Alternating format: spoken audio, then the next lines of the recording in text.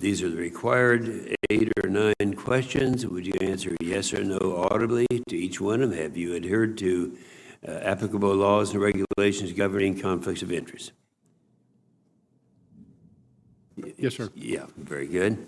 Do you agree when asked to give your personal views, even if those differ from the administration in power? I do, sir. Will you ensure your staff complies with deadlines established for requested communications, including questions for the record of hearings? I will, sir. Will you cooperate in providing witnesses and briefers in response to congressional requests? Yes, sir. Will those witnesses be protected from reprisal for their testimony or briefings? Yes, I will. Do you agree, if confirmed, to appear and testify upon request before this committee? I do, sir. Do you agree to provide documents, including copies of electronic forms of communication in a timely manner when requested by a duly constituted committee, or to consult with the committee regarding the basis for any good faith delay or denial in providing such documents? Yes, sir. And finally, have you assumed any duties or undertaken any actions which would appear to presume the outcome of the confirmation process? I have not. Thank you.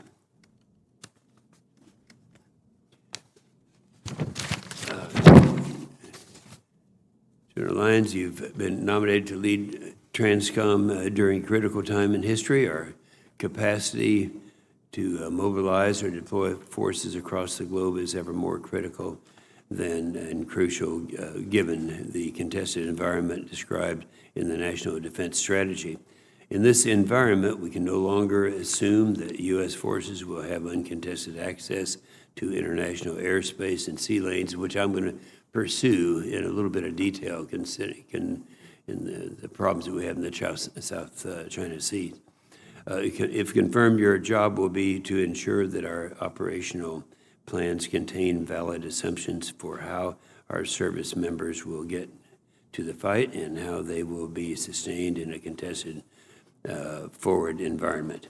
In light of your experience serving as a former deputy commander of TRANSCOM and director of logistics on the Joint Staff, we know you are well qualified to tackle these challenges. And what we ask of you today is an honest assessment of TRANSCOM's current ability to fulfill COCOM requirements, as well as your plans to improve the resiliency while maintaining efficiency.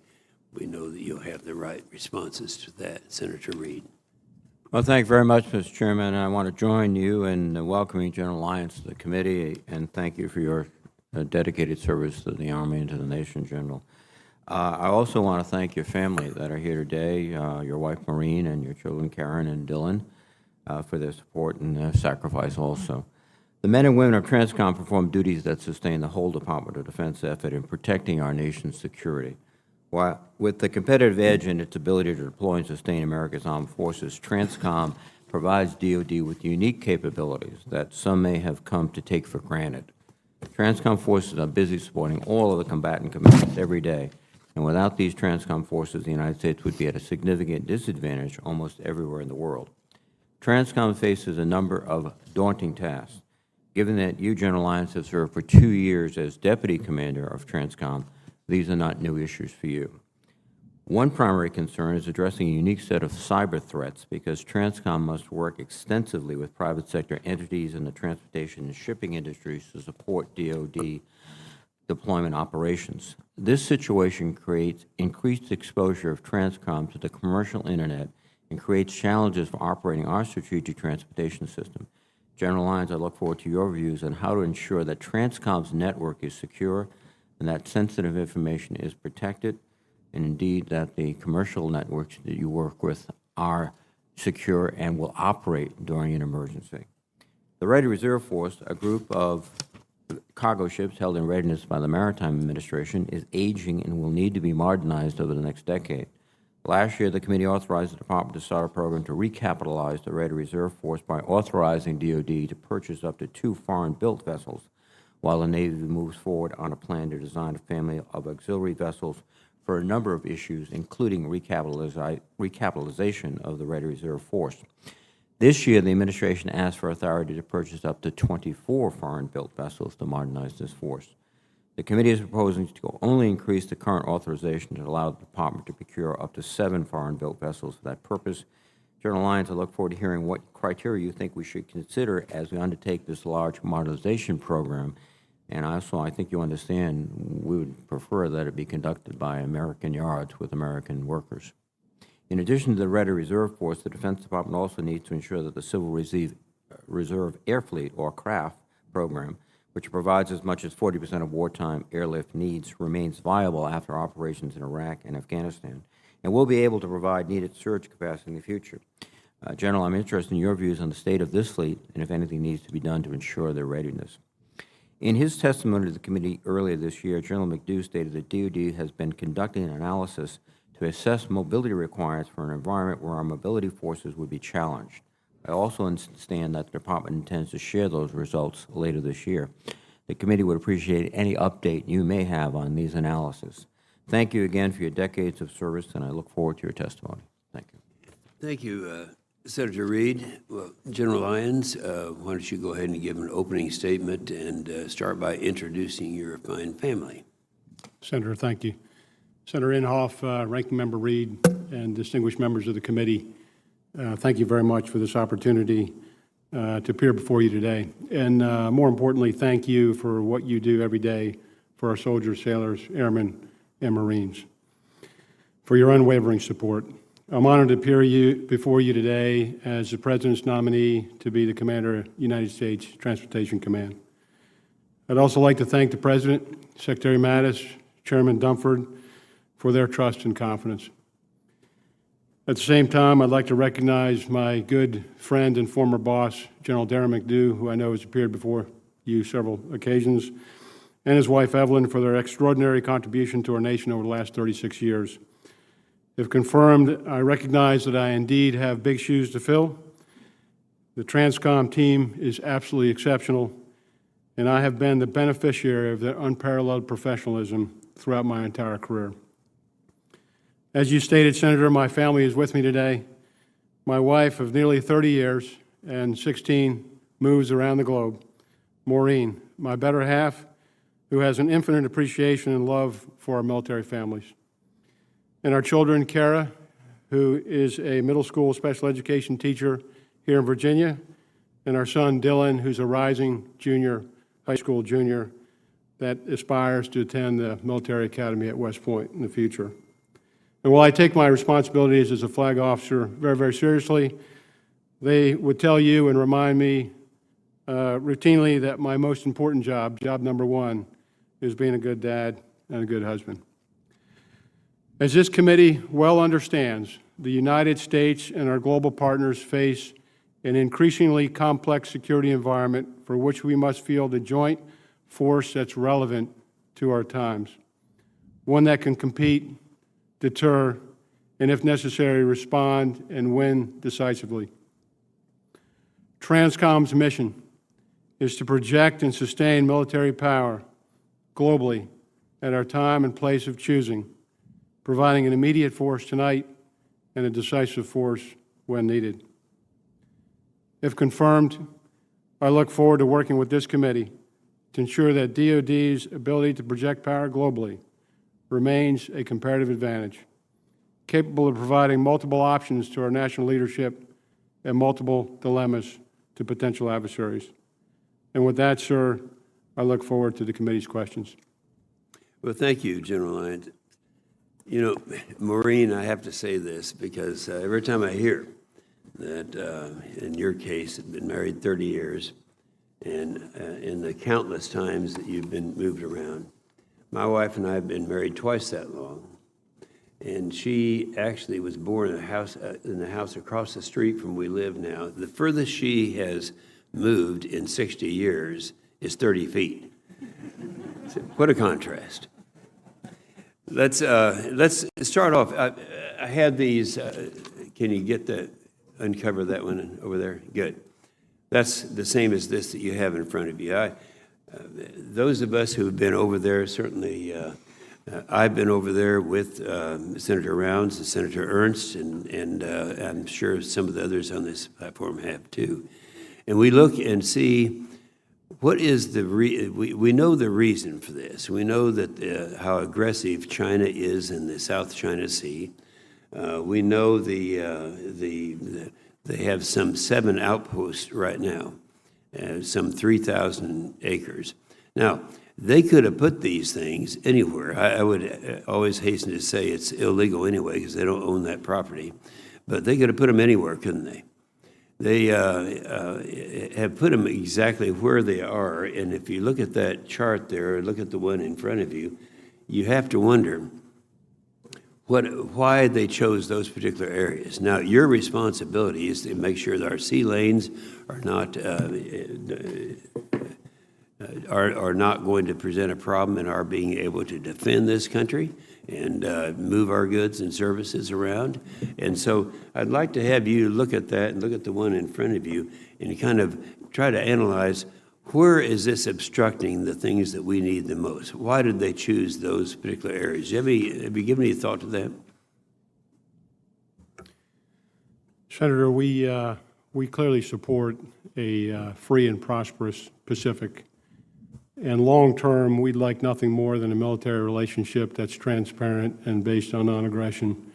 But I think to your point exactly, we can't ignore that China's military growth and the use of their military to coerce their neighbors and to compete in a way that violates international norms and standards.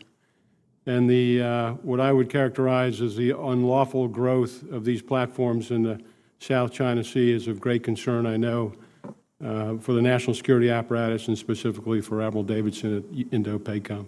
Well, you know, it's probably better than we do, but over there, and of course, talking to Admiral Harrison, it's almost as if they're preparing for World War III.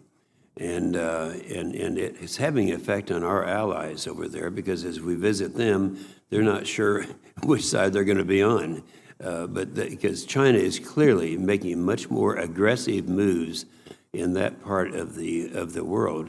And I just can't help but think that it goes beyond just impairing our sea lands and creating problems for us. Senator, I agree with your assessment. I think what we see today is some pretty fierce competition below the threshold of open armed conflict. Yeah. We see it in these kinds of areas. We see it in foreign investment. We see it in infiltration through subcontractor networks. We see it in reconnaissance across our cyber networks, and it's of great concern for all of us. Yeah, it is. Now, you mentioned in your opening statement your friend General McDew. He was before this committee just not long ago, and it's really kind of shocking to me. We went back and studied the history of all of the flagged ships that we have had. Back in the 50s, we had 1,288 U.S. flagged ships, 1,200. Now, that dropped down in the 1990s to 408. In 2013, there were 106, and today, 82. I mean, you know, how serious is it? Did we have way too many in the beginning, or we just don't have enough now? Senator, it's a serious concern, and I think General McDew talked to you about whether we are a maritime nation or not a maritime nation. That's right. And I know that collectively we believe in this room we are a maritime nation and need to remain so. The U.S. flag fleet has dwindled over time, and I certainly appreciate the Congress's support for programs like the Maritime Security Program that has retained that capability. But without those kinds of programs, I'm not sure we'd have a maritime fleet underneath the U.S. flag for a wide number of reasons. But this is concerning for our national defense because that not only offers capacity, it also provides the merchant mariners that sail our sea lift fleets to deliver the surge fleet, and it also provides global international networks that we use routinely using these partners. Yeah, well, in his testimony to us, he recommended that we buy used 24 additional systems. Do you agree with that? Senator, I do. Yeah. I acknowledge the Navy has a plan to extend the service life of some vessels, to acquire used vessels, probably out of the MSC program, but acknowledged many of them have been built in foreign shipyards. And then ultimately, in the out years, procure a new sea lift capability. But Senator, I appreciate your support on that because that fleet is aging rapidly. And most of that fleet, about half that fleet, will age out by 2028. Yeah. Well, I agree with that. Senator Reid. Well, thank you very much, Mr. Chairman, and thank you again, General, for your service. But as we spoke previously at your visit, one of the major challenges is cyber. There's a possibility you won't be able to move anything, not because we don't have ships, we don't have planes, et cetera, but there's no way to communicate with them or they're being misdirected, et cetera. And your difficulty is you're not just within the .mil. You have to play in the .com world too. And can you tell us what we have to do? I will say we have to do to make you operational in any circumstance.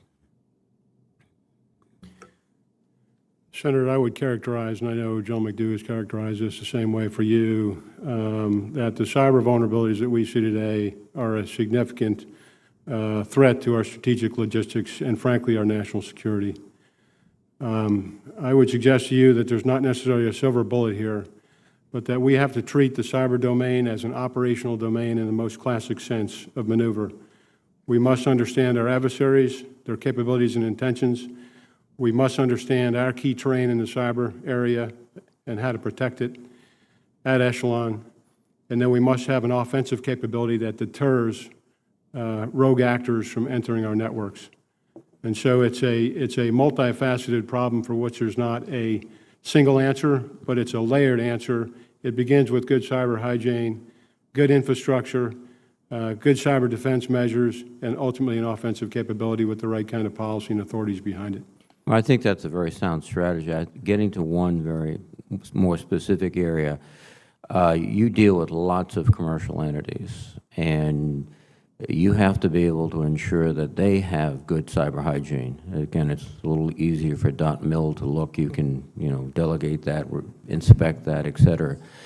Within your contracts, I think you have to start thinking about much more rigorous requirements in terms of these private entities, that they have experts, that those experts are communicating with their boards, that they have some red team operation, which is you can look at the results, et cetera.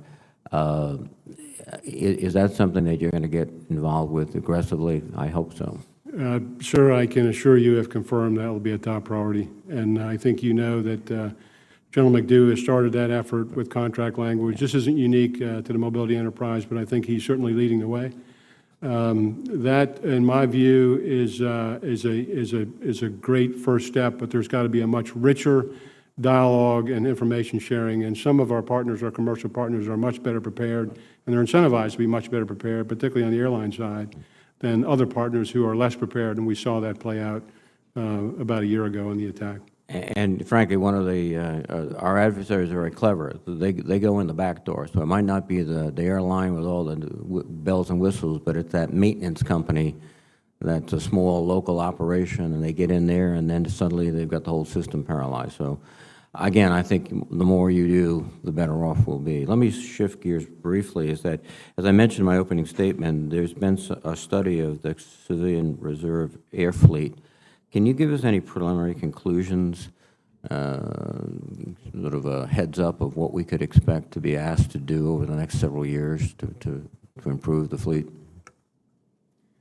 Senator, I think you're referring to the NDAA-directed Mobility Capabilities and Requirements Study? Yes, sir. And sure, that study is ongoing. I know there's a report out due in the fall. I haven't seen any initial results. That will be a phased approach. So they'll look today against the National Defense Strategy, but the National Defense Strategy and the planning associated with that will continue to evolve, and we'll continue to have to evaluate that. But what I would point out, though, is this is the first study that will consider contested environments consistent with the National Defense Strategy. So we're all eagerly awaiting to see how we need to emerge the mobility enterprise to make sure we remain relevant, to your point, to be able to project power at the end of very long and contested lines of communication. So we would expect the results in the fall so that we'd have those ready for at least our next NDAA. But if anything comes to your attention prior to that, either through the study or otherwise, please communicate with the committee. Sir, I will. Thank you. Thank you very much, General. Thank you, sir. Thank you, sir. Thank you, Senator Reed. Senator Rounds. Thank you, Mr. Chairman. General, first of all, thank you for your service. Thank you to your family for their sacrifice as well. We're hearing from GAO and others that decisions about transportation infrastructure, such as ports and equipment, have struggled because of, number one, a lack of prioritization by the services, and number two, lack of visibility to Transcom and the larger community of transportation professionals where there may be existing issues. To your knowledge, is DoD working to establish some sort of internal capability to expose capability gaps and funding needs for transportation infrastructure? We spoke about this in my office a little bit with regard to how there's no reason to have a ship sitting there waiting if you can't get men and equipment to a port, and at the same time we have aging infrastructure. We've talked about an infrastructure bill here, and I think there's the possibility of something being put together if we recognize for defense purposes the need to improve aging infrastructure across this country, not only transportation systems, but ports and so forth as well. Can you talk about that a little bit and the challenges that you face? Sure, I appreciate that. There is a program that we discussed briefly in your office, highways, railways, seaports for national defense.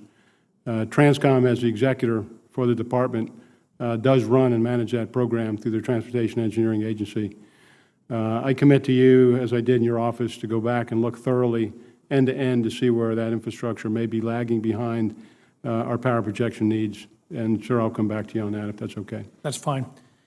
Are you aware, and I think Senator Reed has brought up a very important part of the discussion that we have right now with regard to cyber and the threats that cyber creates for us. Have you had the opportunity to look at and observe the different types of threats that have been, to our knowledge, have been attempted to slow down or to test our capability to deliver men and equipment within the United States, within our own borders, by outside and in many cases near-peer competitors? Sure, we have seen where our adversaries have indeed, whether intentionally so or collaterally, affected the ability of our commercial partners. There's no question about it. It's a serious vulnerability and a serious threat. And so we certainly have that. I've seen that. I think you're very familiar with the Maersk incident and the subsequent FedEx simultaneous attack there. We fortunately for U.S. Transcom, they have a very solid working relationship with those carriers, and we're able to work through that and continue operations. But I don't want to, for a second, dismiss or diminish the issue at hand. I think part of the reason for my question on this is to bring focus on the fact that we really don't have the resources within the Department of Defense. We rely on outside partners, and in the case of a major conflict, we're going to rely very, very heavily on outside partners to be able to coordinate the delivery of men and equipment to the ports or to overseas destinations. And those separate independent parties, those other businesses, they are subject to the attacks of outside near-peer competitors when it comes to cyber. And if they can slow down or delay those, that impacts our ability to actually be successful in a confrontation. Sure, I completely agree. Our ability to project the force is inextricably linked to our commercial partners. We've got to make sure that we don't have a dependency that's unique or a single point of failure, and that we have sufficient depth and resiliency. And that is indeed one of the issues that's going to be looked at in the Mobility Capabilities Requirement Study. One of the areas that we do not rely on outside resources to do, and that's to refuel our aircraft in flight. So our in-flight refueling capabilities are totally held within DoD. You have a responsibility to making sure that we have access to the appropriate number of aircraft that we need in order to move large numbers of men and equipment by air. Can you talk a little bit about right now what the KC-46 means and what happens if we are delayed in the implementation or at least the delivery of those in an on-time schedule with regard to replacing the AG KC-135s? Sure, I think you know that our tanker force is the lifeblood of our ability to project air power, no question about it. I'll defer to the Air Force programmatics in terms of the cost, schedule, and performance on the program. I know they anticipate to take first delivery sometime in the fall, in the October timeframe. But from a combatant commander's perspective, we're clearly focused on the requirement to maintain a viable tanker fleet that can project power globally at our time and place of choosing. And we acknowledge that today we're short on that capacity against our high-end requirements, so we've got some ground to make up, Senator. Thank you. Thank you, Mr. Chairman. Sure. Thank you, Senator Rounds. Senator Peters. Thank you, Mr. Chairman and General. Thank you for your service and for your family's sacrifice over these many years. General Lyons, earlier this week, the Washington Post published what I thought was a disturbing article, and it was under the headline, and I'll quote here, "If they needed to fend off war with Russia, U.S. military leaders worry they might not get there in time." The article details logistical issues in Europe, including railroads with different sized track gauge, limits on when heavy equipment can be moved on public roads, and the customs paperwork requirements imposed by many of these countries as well. And according to the Washington Post, quote, again, during at least one White House exercise that gamed out a European war with Russia, the logistical stumbles contributed to a NATO loss. Last June, I saw some of this firsthand when I traveled to Latvia and Lithuania, including the Suwalki Gap, to observe the Sabre Strike exercise. And after seeing that exercise and asking lots of questions, I came away concerned that our plans for moving equipment and personnel in the region will be challenged, to say the least. And while the NATO enhanced forward present missions in the Baltics and Poland are a start, as you're well aware, the bulk of our equipment is far away from that site. And to arrive in time to provide a credible defense is probably not likely in the short term. And fighting our way back after that gap may be breached, fighting our way back to support our allies and the NATO alliance would be more challenging. The cost would be higher, both in equipment and human losses as well. So it seems that many of the logistics challenges in Europe remain unimproved from what I have seen. So I'd like you to just comment, share your views of the committee on the logistical challenges we face in Europe and how you plan to address it. Senator, those challenges that you articulate that were laid out in an article are real today. They range from geopolitical access, in other words, cross-boundary coordination through the EU and NATO, although there is a tremendous amount of work going on in that area, to some of the infrastructure issues that you alluded to frankly some transportation capacity issues, i.e., for example, rail. So the theater that we grew up in has changed quite dramatically. The good news is that the border has shifted wide to the east, so it's a much better position to be in. I won't speak for General Scapp with regards to whether we're moving fast enough at the political level to satisfy his appetite. I know from a military perspective the challenges are real. I've certainly engaged at my level with my NATO counterparts and the other nations there, as well as UCOM, and will be prepared, if confirmed for this job, to help in any way that I can. Appreciate that. As you know, General, autonomous systems are also advancing quite rapidly, and to deal with some of the issues that we have with workforce. Some of my colleagues have already mentioned workforce issues with pilots, mariners, and truckers. In fact, your predecessor called it a hurt locker in regards to workforce of what you're dealing with Transcom. A great deal of work is being done in autonomy, self-driving vehicles, something I'm very involved in on the civilian side, which we're looking for major, quick advances in the next year or two. TACOM in Michigan is doing leading work for the Army on self-driving vehicles, particularly in logistics operations. So I just wanted to get your comments. Where do you see that going? What do we need to be focused on, and how do you think it'll improve the situation? Senator, I think there are enormous opportunities here. As you indicated, the technology is here today. Frankly, many of the barriers are going to be cultural more so than technology. I know Department of Transportation is working in this area very heavily as well. I think there's tremendous opportunity. I also think that in the area of technology and innovation, when you think about what's going on in terms of data analytics and big data and machine learning and artificial intelligence, there are enormous opportunities for the joint logistics enterprise and mobility enterprise specifically, and I think there's plenty of opportunities to work in this area. Great. Thank you, General. Thank you, sir. Yes, thank you, Senator Peters. Senator Ernst. Thank you, Mr. Chair General. Thank you very much, and thank you to your family as well for joining us here today. And I just want to echo what Senator Peters had said about autonomous vehicles. Dr. Mike Griffin, the Undersecretary of Defense for Research and Engineering, testified in front of my Emerging Threats and Capabilities Subcommittee, and he spoke about the potential life-saving use of autonomous trucks and other vehicles to transport those military supplies. And I saw that firsthand serving as a transportation company commander in OIF-1, the dangers that our convoys face while they're out on the roads. And I think all of us here on this committee have seen the devastating injuries that have been caused by IEDs while our drivers are out on the roads. And so I would like to see more opportunity in leveraging the technology of autonomous vehicles where appropriate. I do think it could be life-saving and very beneficial to our forces. So thank you for your comments there. You also mentioned, sir, artificial intelligence and data.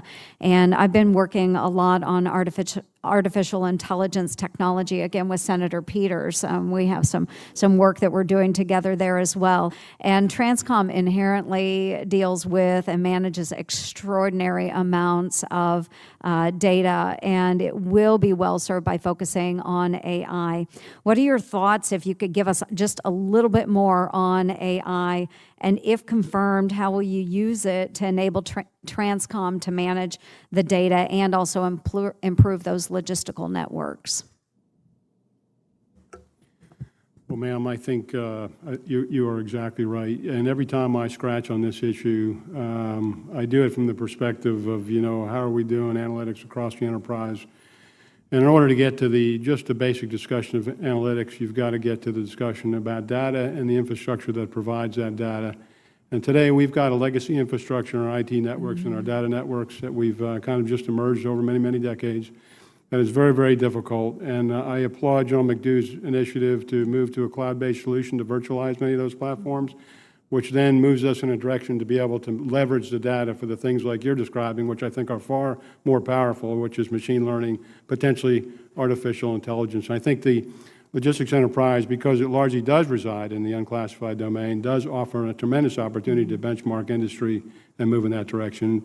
And ma'am, if confirmed, I certainly intend to focus on that. Yeah, I will, and I'll assume confirmation for you. And I do think we need to work a lot more in this area. We have a number of private industry partners that are leveraging AI to great use. So I look forward to working with you on that. Sir, the 2018 National Defense Strategy prioritizes building new global partnerships and strengthening our current relationships. And can you talk a little bit about the importance of those global partnerships? We've already heard discussions about different lanes, transportation lanes, sea lanes, so forth. But how will you work within the defense enterprise to increase our access to those ports and airfields around the globe? And if you could, just in the minute and a half we have left, also maybe tell us strategically, who do you believe is our best partner out there? Ma'am, you know from your time in service, and by the way, thank you. I think our transportation companies are unsung heroes across the battlefield, and I appreciate that. Worked with many of them in my time. The deployment and distribution enterprise is a interconnected system of systems, if you would, that ranges from routes to nodes and modes, and access are all part of that. And we cannot assume that we'll have geo access when we need it unless we work on that on a day-to-day basis. And so global posture is extraordinarily important, and our partners and allies around the globe provide that capability for us to be able to move the force when and where we would want to.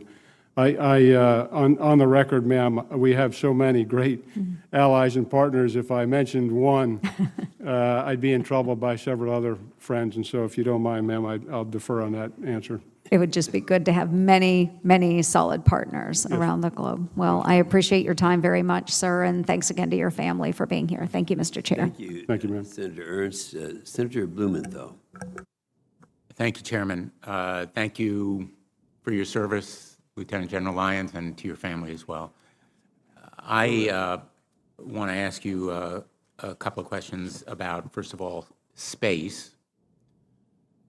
How serious are the current threats from our adversaries in the space domain to communications, as well as other aspects of the kind of mobility capabilities that you would command? Sir, space is absolutely a contested environment, and I know that you know that, and we see it every day, and it's critical to the success of the joint force. I know there's a lot of work going on in this area. For the mobility enterprise specifically, when we think about global communications, there's a significant reliance on that. We've got to look at redundancies, as well as position, navigation, and timing, and other capabilities that are linked to space at a higher classification level. Do you think there ought to be an independent space force, as has been proposed? Senator, we've heard the direction of the President. I know that the Secretary has asked the Deputy to form a group to look at that. I know whatever they work to move in that direction will include congressional involvement as to be able to stand up another service. What would be the factors that would argue in favor of it from your standpoint? Sir, I'm, not having grown up in that community or looked at it thoroughly, I'd be probably a little bit unfair to comment on that. Let me ask you about a separate area, climate change, which affects the movement of goods and people all around the world under your command. How significant is climate change as a factor to be considered by this nation in planning our future in terms of the mobility enterprise? Senator, in terms of the mobility enterprise, I wouldn't say that it's something that we're integrating into our war planning efforts per se, but I think, as you allude, there are potential scenarios where underlying climate change could cause a great deal of famine and stress in a population that could result in conflict in a region or across the globe. So it's a consideration from that perspective. And in terms of rising sea levels that you would encounter both in this country and elsewhere that the United States has facilities, will it be a potential threat or at least a factor to be considered? Senator, I'd have to go back and do some study, some scientific work to see the rate of rise and over time what that would look like, and I'd have to come back to you on that one, sir. Don't you think it is an appropriate issue to be considered? Senator, I do. I'm in my current position and my previous position is not something that I've looked at the science on, and so it'd be somewhat unfair for me to comment on that. I understand. Well, very respectfully, if you could look at it, I don't mean to add to the work that you have to do, but I think it is a factor that should be considered in terms of the ports and the facilities and, in fact, the availability of the kind of assistance that my colleagues have alluded to. And finally, I want to return to cyber. This issue of the potential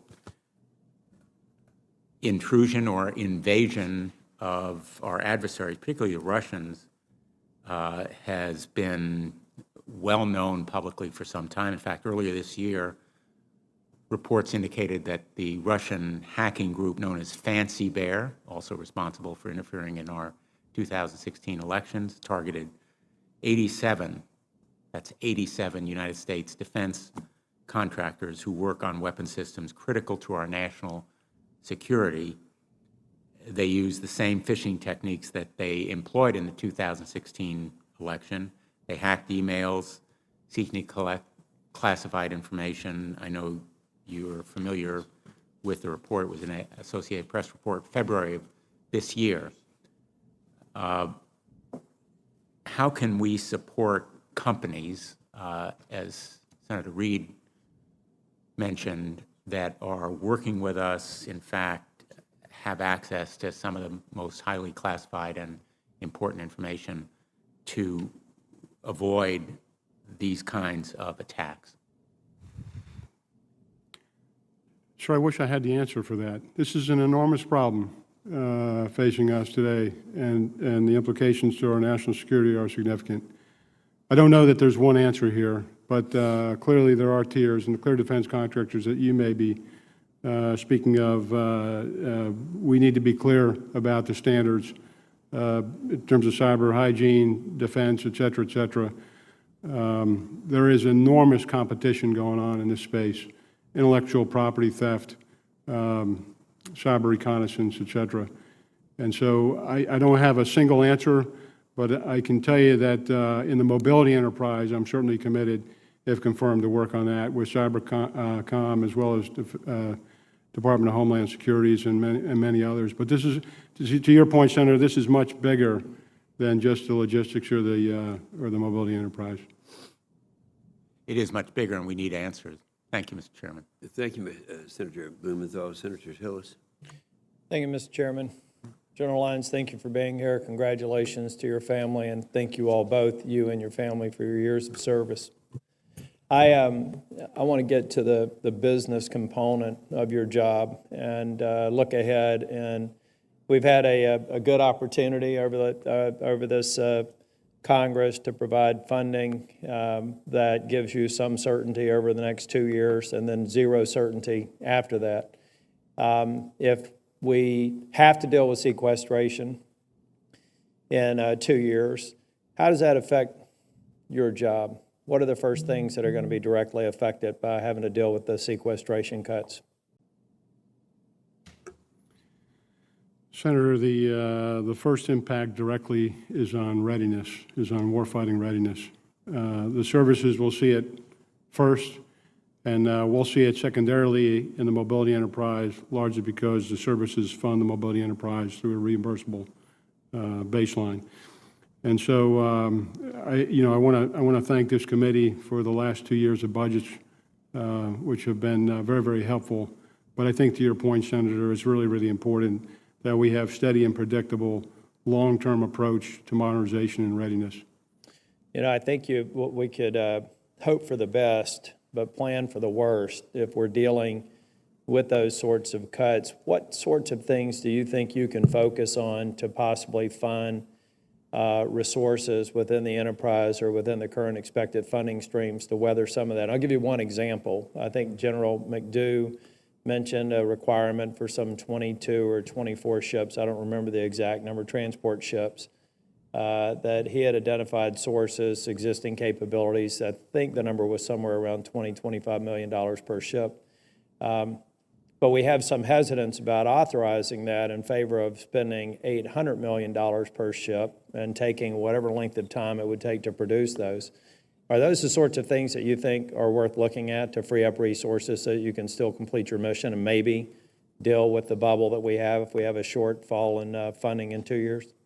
Senator, absolutely. I absolutely agree.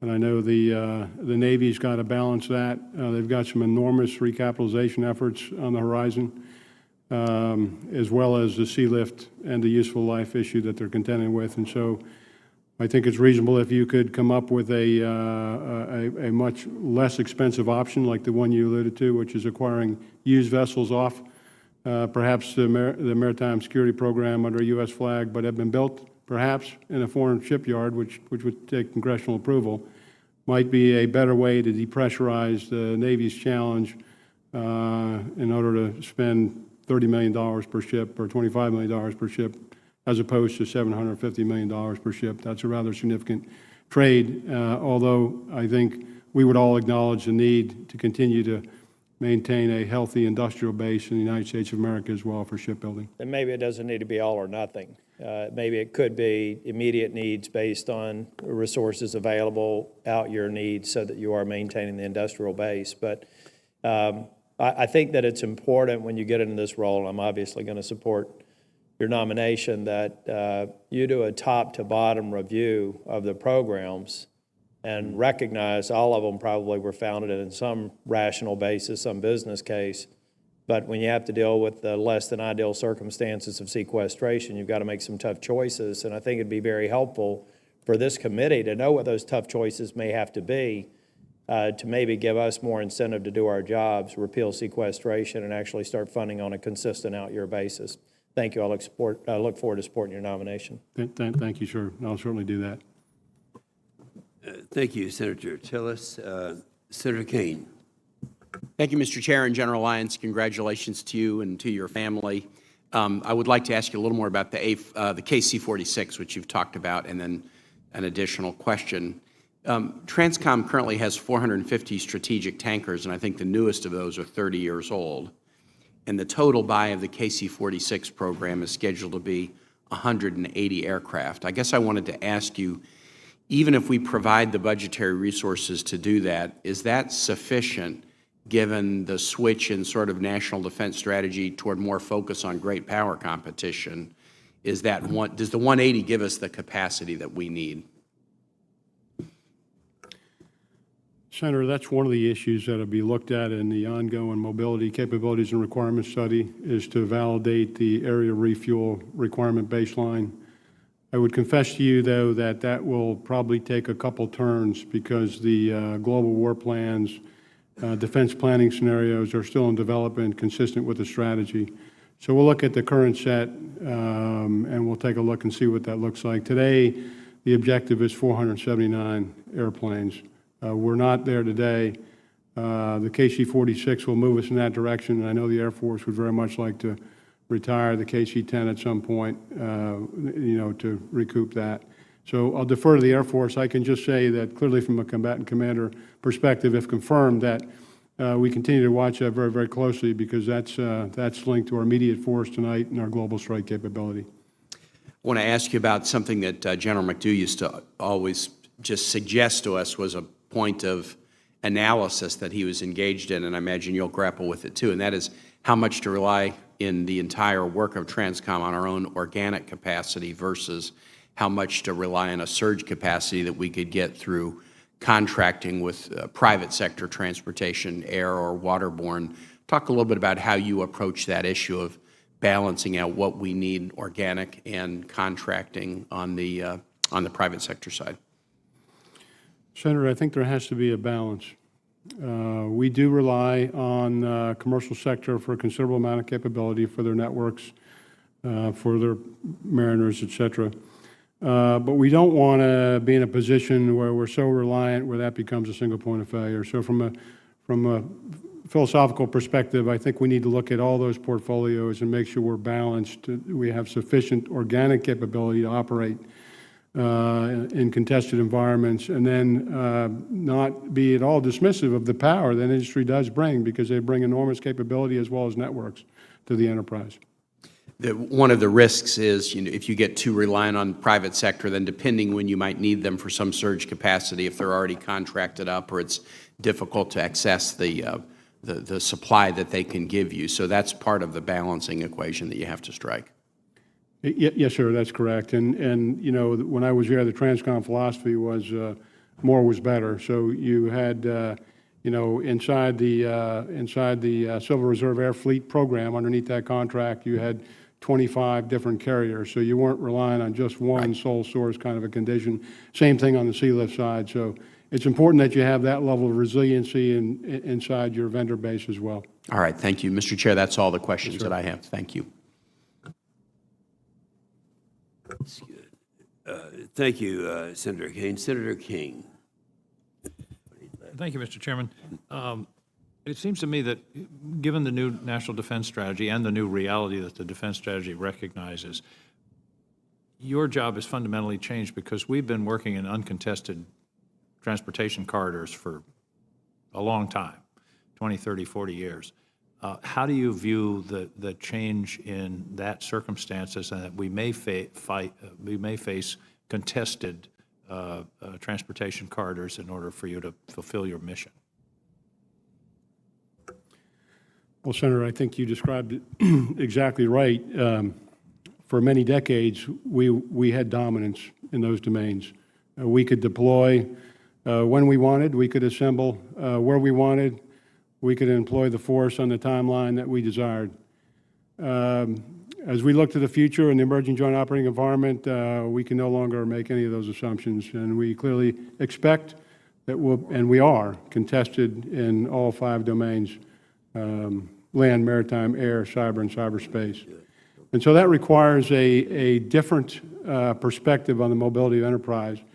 Today, our mobility enterprise, which is quite capable, generally tends towards efficiency.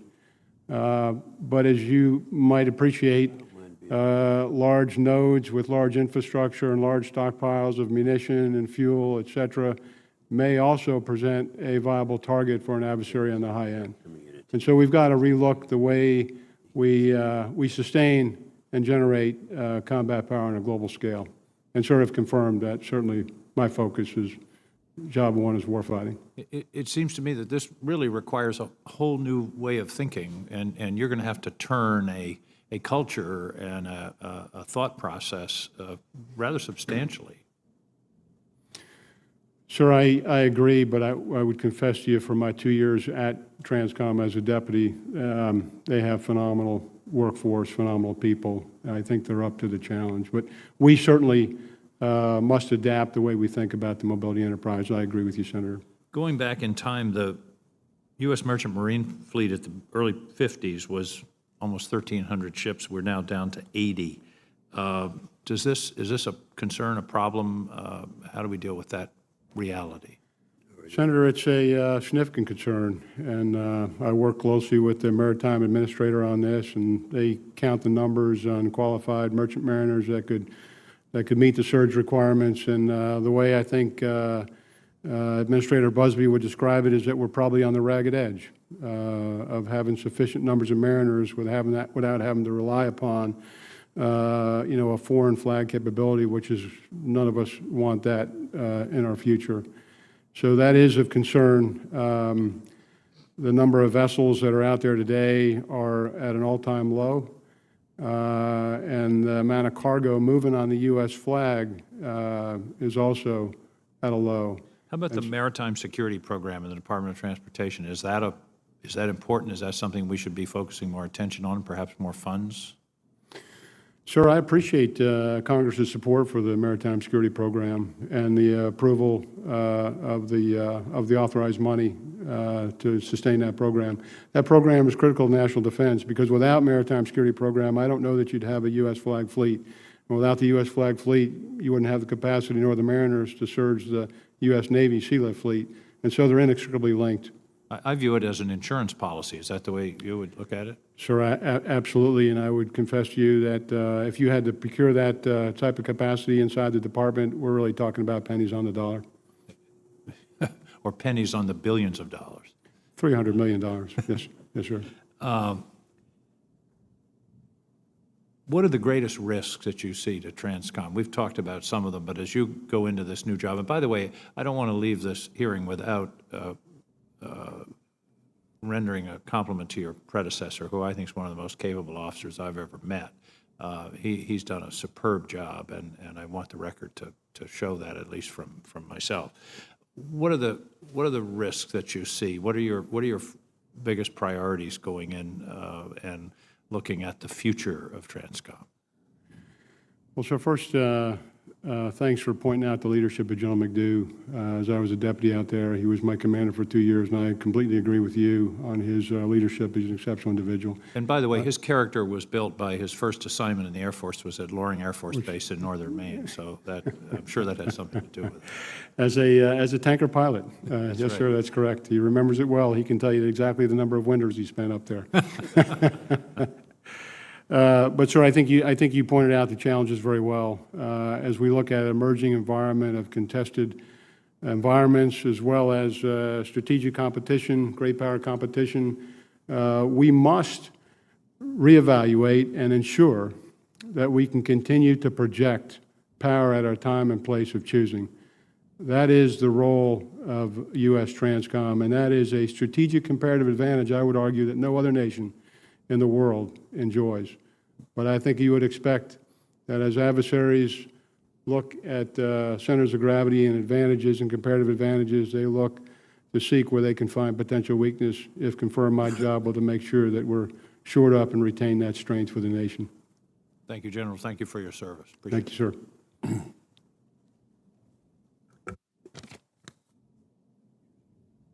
All right. Okay, let me just make a comment about this. One of the problems that Senator Reid and I have is that we have so many members who will come and go, which I was guilty before I was chairing this. But what we're going to attempt to do is encourage people to be here on time to benefit from all the testimony. And I'll just kind of serve notice now that while I'm chairing these committees, that I'm not going to hold it open for people who come in late. I don't mean that critically, because we did wait for you, and we're happy to have you here. Thank you, Mr. Chairman. So in this committee, we often talk about the need for the United States to be on the cutting edge of innovation so that we can meet 21st century threats.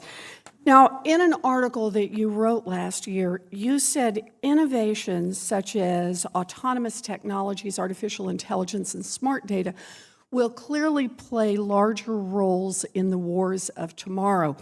But of course, none of us want innovation just to be a bunch of buzzwords. We have to walk the walk. So I just want to make sure, I just want to try to get this on the record at this point.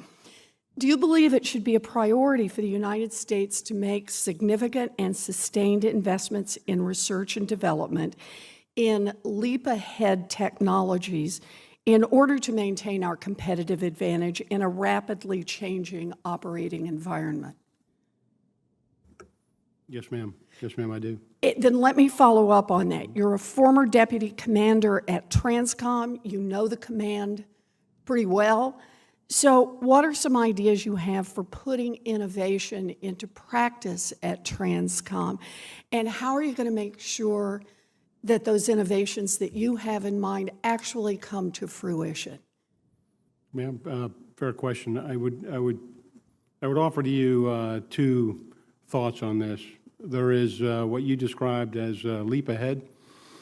So, you know, in my current position as the Joint Staff J4, the trends that I see across the globe and across the Joint Force are increasing demands, largely based on consumption, failure, damage, destruction in the battle space and the envisioned battle space. And so we, if we're not careful, we'll find ourselves on the wrong end of the cost curve, and sometimes we often do. And so when I think about leap ahead, as you described it, I'm thinking about ways in which our joint force can bring lethal effects without the enormity of the logistics apparatus that it requires today. That I do see in the future.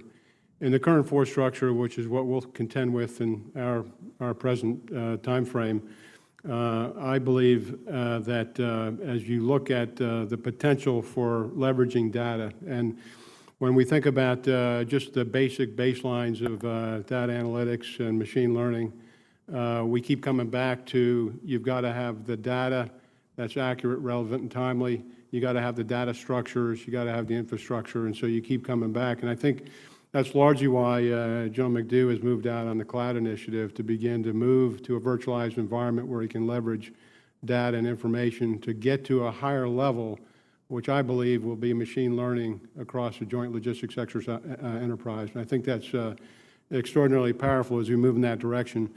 And so, ma'am, if confirmed, I'm certainly committed to pushing that direction. Well, I appreciate that. You know, I think you've expressed before a real sense of urgency about prioritizing innovation. You wrote, the nation's future adversaries are becoming more advanced and more deadly.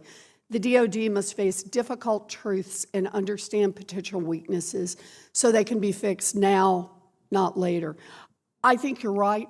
And I just want to make sure we're making more robust, more sustained investments in innovation so that we really are able to hold our own against our adversaries. I appreciate that. And one other thing I wanted to ask you about cybersecurity, and I know that Senator Reeds and Senator Rounds and Blumenthal all touched on this, but I have a little different question I want to ask.